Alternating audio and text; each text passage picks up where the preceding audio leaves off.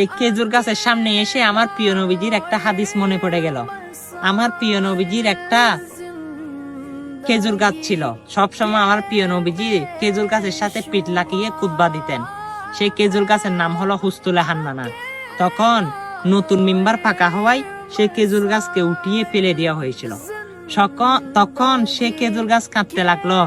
তখন আমার রসুল খেয়াল করলো মরা খেজুরের গাছ কাঁদে। তখন তাকে জিজ্ঞাসা করলো, হে খেজুরের গাছ, তুমি কাঁদো কেন? বলে, ইয়া রাসূলুল্লাহ, আমি আপনার পিঠের সাথে লাগিয়ে সব সময় খুতবা শুনতাম। আজকে নতুন মিম্বার হওয়াতে আপনি আমাকে ফেলে দিছেন, তাই আমি কান্না করতেছি। তখন আমার রসুল বলে, হে মরা খেজুরের গাছ হুস্তুলে হান্নানা, তুমি কি চাও? বলে, ইয়া রাসূলুল্লাহ, আমি কিছু চাই না। আমি জীবিত গাছ, মৃত গাছ জীবিতও হতে চাই না। আমার গাছের মধ্যে ফল ফলাদি ধরক, সেটাও আমি চাই না। আমি চাই আপনি রসুল যে জান্নাতে থাকবেন, সে জান্নাতের মধ্যে আমি একসঙ্গে আপনি রসুলকে দেখে দেখে সব সময় থাকবো। সুবহানাল্লাহ, সুবহানাল্লাহ। অবশ্য আমার প্রিয় নবীজি বলে, হে সাহাবী একরাম, তোমরা একে দাফন দিয়ে দাও। বর্তমানে যারা এখন হজ করতে যাবে, তারা যদি এই হুস্তুলে হান্নানার সামনে 2 রাকাত যদি নফল নামাজ পড়ে, তাদের জীবনের গুনাহ আল্লাহ রাব্বুল আলামিন মাফ করে দেয়। কি রাসূলের হাদিসটা তো শুনেছেন।